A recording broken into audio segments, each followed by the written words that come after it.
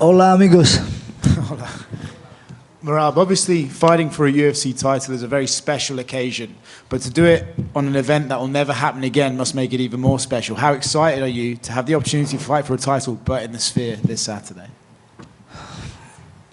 Yes, this is very special, and I was very excited.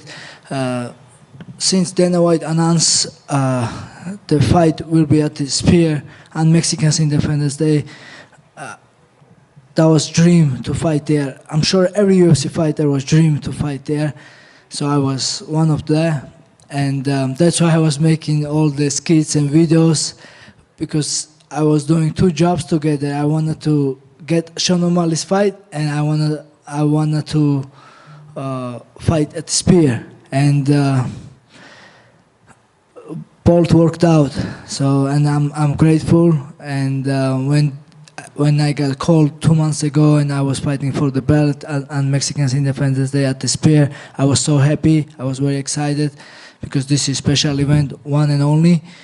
But next day, I was just focused for my fight, and yeah, right now I'm just focused on my fight, and everything is cool. But I'm a professional, and I have to do job. How long would you say you've wanted to fight Sean OMalley for? When was the first time you looked at Sean and said, "Oh, I'd like to fight that guy"? He got my intention when once I see on Dana White's Contender Series. He win incredible way, and he got UFC contract, and I keep an eye on him. And unfortunately, my first two fight, I have controversial lost. Even I feel I win first two fight UFC. My record says I lost those fights, and of course, when coming from loss, you don't want to call somebody. But once I win my first fight, 2018, exactly this time, like it was September. So that was 6 years ago. I called Sean OMalley, and because I wanted to fight him. We both beat same opponent and the time, and I wanted to fight him. I think that time Sean OMalley was 1-0 or 2-0 UFC, and because I know at that time, because I have 2-1 record, and I thought he will accept. You know, I was like, I had first two loss in UFC, and I was 7-4, 7-3, no. Yes, so no, 8-3, 8-4, something like that, and yeah, my record wasn't look good, you know, and I thought he will accept me, you know. I thought he will look me as a easy opponent, but somehow he never respond, because I wanted to fight him because I see him as a challenge, because how he was fighting, how he was knocking people out, and I wasn't thinking it was easy fight. I don't think it's easy fight until even today, and now I'm still excited to fight him. You say that you don't think it's going to be an easy fight, right? But if you're able to use your grappling and he's unable to stop you from taking him down, it would seem on paper that you should have an easy route to victory here. Do you think you have to mentally prepare for a very back and forth fight, or do you see a path to victory that could actually be easy for you? You're right. If you look that way, stylistically, it's easy for me because my cardio, my grappling, my style, it should work against him. But same time, we see what happened. I mean, we see what he can do. You know, he can throw something big, and he can make you charge, and he can make you. So it's a challenge, you know. Yeah, I can dominate, but he can throw one punch and he can change everything. So it's like every fight like this, you know. I don't look any fights in UFC easy, you know, because there is no easy fights here, you know. Like not always best fighters wins, like, you know, like we see so many times, like the one guy was winning. Like I was beating my second fight, Ricky Simon. I was beat the shit out of him, and I take him down. And he tried to choke me, and I wasn't tap out. And I made the bell, you know. So what I'm saying, I make a little mistake last minute, and that's why I keep it. That's why I lose controversial. That was whatever. So, and like so many times we saw the one guy winning, then the guy come back and the knockout. So what I mean is, I have to be smart all 5 rounds with OMalley. Has the UFC asked you to maybe think really carefully about what you're posting on social media this week, just a few days before the fight? If UFC what? Have they asked you to be a bit careful about what you're posting to social media, No. maybe not reveal too much this week? No, UFC never ever control what I have to say or what I can post in social media. I'm grateful for UFC and thank you so much.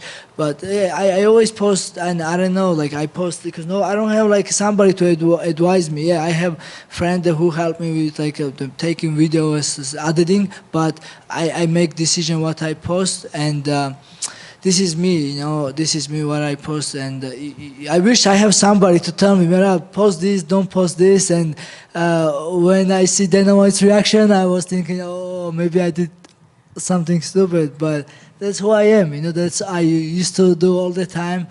Even when I break ice with my head, I post it because that's who I am. I don't hide nothing. I'm a normal guy, and I always will be the normal guy. Right here. Sean was in here, and I asked him if it was personal at all between you, considering, we saw you on the countdown. You were watching his fight against Cheeto, and you said, oh, fuck this guy. And Sean OMalley said you had a very punchable face. He said it might be a little personal, but you guys have also been thinking about each other for so long that you've just been on each other's mind for so long. So I'll ask you, is it personal with Sean, or is it just a matter of, getting the belt and beating the guy you think is a tough challenge? No, it's not. It's not personal. This is professional fight. This is for UFC belt. This is for legacy. And yes, I was mad about him like a couple times. I was very mad when he mentioned my country disrespectful way, and because my country, it's more than religion for me, and I have my country here, and that's why I start fighting, because I want to represent my country, and this is healthy competition. That's what we do, right? And then when somebody, doesn't matter who, disrespects your family or your country, you have to be mad. If you are man, you have to be mad, and I wanted to smack his face that time. But now I have even more important thing, to beat him on Saturday night and grab his belt, take his belt, and I can talk after the fight, maybe I can forgive him, or we just can just talk. I'm gonna keep it that way. I want to just win and show him he has to be humble and he has to respect everybody. Yeah, I don't want to like now, like today, how I feel. It's nothing personal. It's just professional. We saw the videos of when Ilya won. He went back to Georgia with the belt and the crowds when he was in the car and they were chasing him and waving. Have you envisioned that for yourself, bringing the belt back home? Of course. Last couple times I went to Georgia, I had a beautiful experience of the airport always packed, the people, they waited for me, everybody showed me love, and every time I fight here in US, my country staying up all night, or they wake up very early watching everywhere. All Georgians knows me and they give me so much support. I cannot even imagine how happy my country will be if I win the belt, and it will be second belt for my country. And actually, last couple times, I try to go in Georgia, like don't tell nobody, because I cannot do my things. I cannot even see my family because I got stolen everywhere, wherever I go. So, of course, this time when I win the belt, of course, I'm going Georgia and I'm celebrating with my people.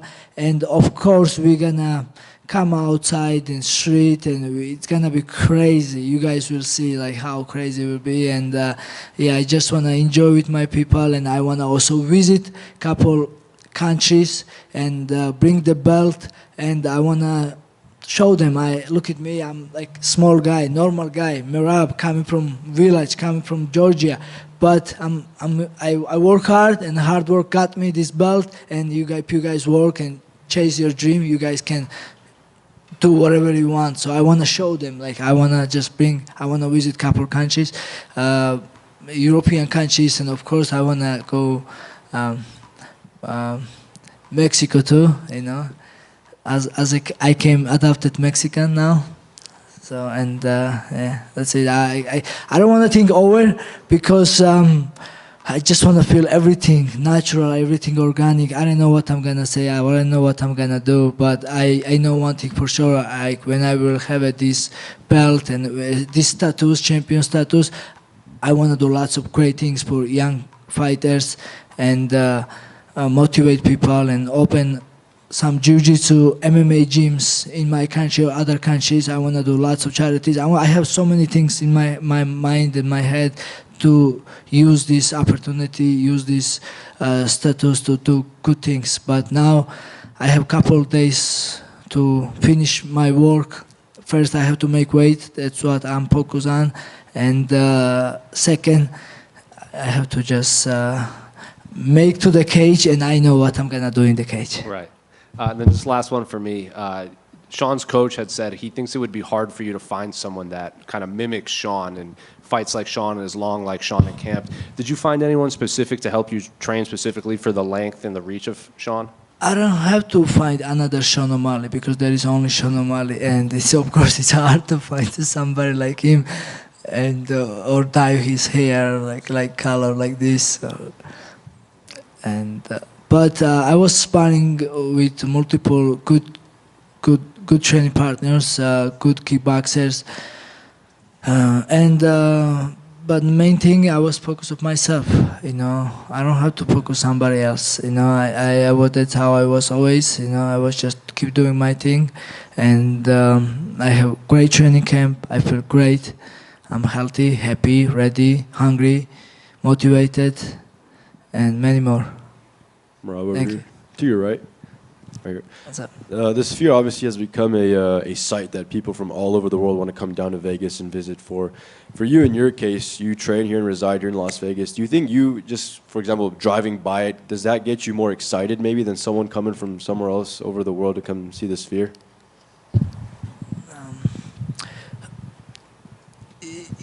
It definitely makes it easier to fight here in Vegas. Even last time I was fighting in Anaheim, I just drove here, because I don't apply the security line and take 2 bags only with you. Now I'm just gonna draw here everywhere, and Vegas is so much easier, like to training here and warm up at Syndicate. That's where I training. Morning I'm gonna do shakeout there, and then I can go home, eat lunch, and then go to the fight. It will be like normal day for me. For sure. And part of your promotional buildup was actually shooting content with your friend that looked like OMalley when you put on a wig, and that did great numbers on social media. So my question is, whose idea was that to put those videos out? The video idea was my idea, but of course the 2 young friends I have, they of course helping me to we change things during when we're doing videos, but all idea maybe other than 1 or 2 was all my idea, and because I wanted to fight Sean OMalley so bad. That's why I was so focused and training and they make videos, do everything whatever I can, and so. Yeah, we even find that the guy who looks like Sean OMalley, and we trick people, and we make lots of fun videos. Which one was your favorite out of all those you posted? My favorite,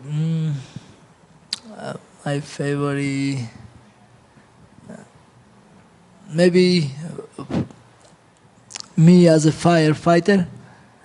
When Sean was smoking, I just go in, and he was smoking, the smoke coming out, and I open the door, and what are you doing, bro? We have a fight.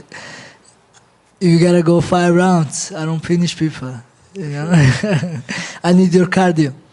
Sure, and last one for me, have you worked on your Spanish since embracing the Mexican crowd in Anaheim? Sí. Just see, or? See, what do you want? You want me tell you puto? Thanks, Merab. Merab back here. Merab, OMalley said he's more Mexican because he has a Mexican family. For the record, on Mexican Independence Day, are you saying you are more Mexican than Sean? Brother, yes, he has Mexican family, but I represent Mexico, you know. And I spent some time in Mexico, training camp. I was in Tijuana eating tacos, training there, and I have Mexican friends. And I mean, I love Mexico and Mexican people, and so if he do same, that's good for him. And I'm not sure who's more Mexican, but I will be happy to show good performance on Saturday and make Mexican people proud, and visit Mexico again, but now this time with the belt and as a champion. Will you be wearing the jacket you got from Sean OMalley at the press conference tomorrow? No, no. That's already. We are already. I mean, I'm not. That's okay. I mean, that's already passed. You know. He did stupid. I make fun of him. Now, let's do this professional way. You know. I'm here to handle business, and he can have a his jacket. I just want his belt. I know you're focused on Saturday, but it looks like the winner of this fight would have to take on Umar Magomedov. What do you think about that challenge in the future? Obviously, a lot of fans want to see who would prevail with the grappling with both of you guys. First, I have a top opponent, Sean OMalley, and I'm focused on him. And God willing, after I win against him, whoever UFC wants to me fight, I will fight him. You know, I never choose my next opponent. Always whoever UFC offer, I fight. And if Umar is my next opponent, that's fine. Me and my team, we will work, we will training, and we will no problem. That fight. I think it's easy for me, and that fight no problem for me. I will dominate him. You know, what excites me more? Davidson Figueiredo, because he is former champion. So I already beat 3 former champions. Sean OMalley is champion now. He will be my 4th champion. And if I fight Figueiredo, that will be my 5th champion. And I don't think somebody else do this. That's my goal. And Figueiredo, he has a knockout power. He has a good submission, good ground game, lots of experience. He's bigger than me, and also, he dominated former title challenger Chito Vera. I think even impressive way the Sean OMalley did. I think he even dropped him down and knocked you. Or Sean OMalley just landed knee against Chito, but Figueiredo just dropped him with a strike. So that fight excites me, and I think Figueiredo deserves more. But whoever UFC wants or whoever next contender, I'm fight. I never choose my opponent. So and yeah. Thank you. Merab, right over here. So just when you think of your journey, right, moving to the U.S., working construction, training, just doing all these things, do you take a minute to kind of reflect and think about that? Because you're so focused on this opportunity, but do you also kind of take a moment to think about what you've been through to get to this opportunity? Yeah, man, I come from a long way. When I think how top life was up until like 2019, 2020, I had so many challenges in my life, so many challenges, man, so many hard ways. Every day I was asking myself, should I continue or should I stop, and should I just focus on work, and should I just get married or just not chasing this, because maybe this is not for me. This is hard, and I still have to work full-time job, and I still have to training hard. It was so hard to bolt, and every day I was asking myself question, especially when I was at the work and working in the sun or in the snow.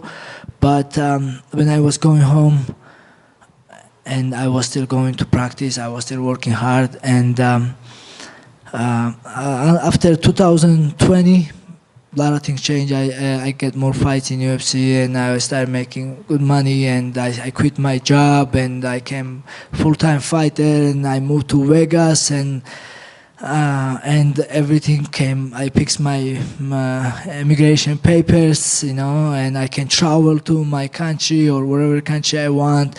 Now I am citizen and I can slap Sean OMalley's coach and nobody will deport me from US, and I'm happy about it. And man, a lot of things change, and I'm happy and I'm grateful for UFC first because I can sleep my own house and support my family members, my friends, and inspire other people. And because of, I think I'm an example. If I did, they can do it too. Just keep dreaming and keep working for your dream, and everything is possible. Thanks, Merab. Thank you.